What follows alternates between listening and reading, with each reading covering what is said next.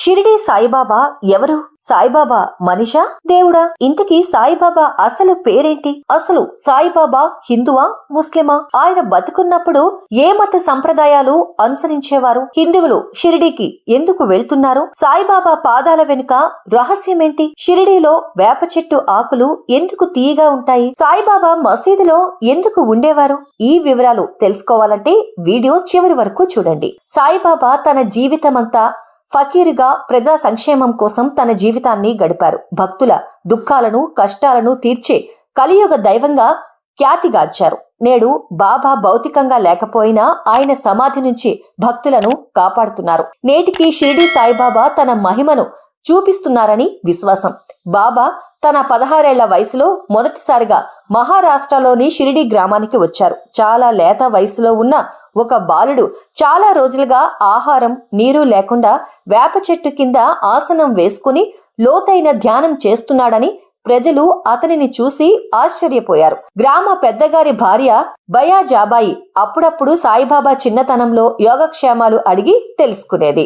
అలాగే రోజు ఆమె బాబాకు ఆహారం తీసుకొచ్చేది.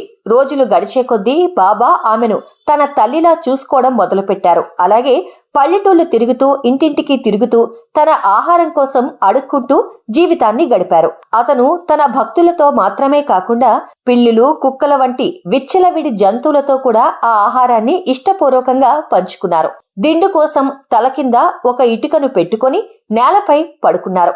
అతను హిందూ దేవతలను తలుచుకుంటూ భజనలు, భక్తి గీతాలు పాడారు. అలాగే ముస్లిం ఫకీర్లతో ఉల్లాసంగా నృత్యం చేసేవారు. ఇక సాయిబాబాను భక్తులు భగవంతుని స్వరూపంగా భావిస్తారు. అయితే సాయిబాబాను కొందరు హిందువుగా, మరికొందరు ముస్లింగా భావించి పూజిస్తూ ఉంటారు. అయితే సాయిబాబా పుట్టుక గురించి ఇప్పటి వరకు ఖచ్చితమైన సమాచారం దొరకలేదు.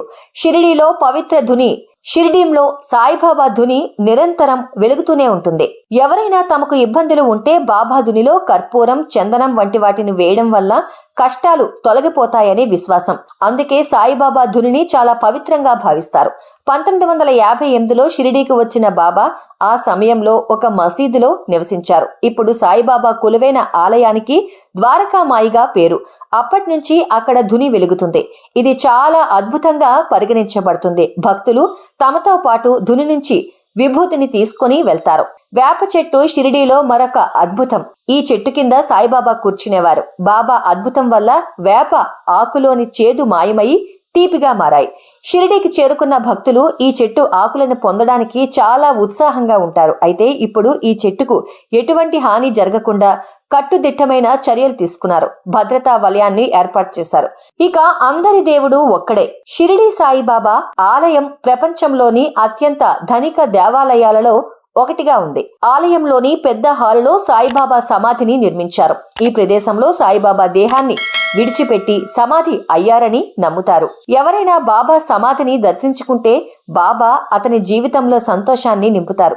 గురువారం పల్లకిలో ఊరేగే సాయిబాబాను దర్శించుకుంటే ఆగిపోయిన పనులు కూడా జరుగుతాయని విశ్వాసం. సబ్కా మాలిక్ ఏక్ హై అంటే అందరికీ ఒకరే యజమాని అన్నది సాయిబాబా సందేశం. సాయిబాబా అసలు పేరు సైఫుద్దీన్ బాబా. ఫకీర్లను పర్షియన్ భాషలో సాయి అని అంటారు. ఈ విధంగా ఫకీర్ పేరు సాయిగా మారిందని చెబుతుంటారు. సాయిబాబా ఎక్కువసేపు మసీదులోనే ఉండేవారు. ఎప్పుడు అల్లా మాలిక్ అని చెప్పేవాడంట. ఇక సాయిబాబా హిందువా, ముస్లిమా అంటే ఇది ఇప్పటి వరకు అంతు చిక్కని ప్రశ్నగానే మిగిలిపోయింది. మరి సాయిబాబా హిందువా లేక ముస్లిమా? మీ అభిప్రాయాన్ని కామెంట్ రూపంలో మాకు తెలియజేయండి.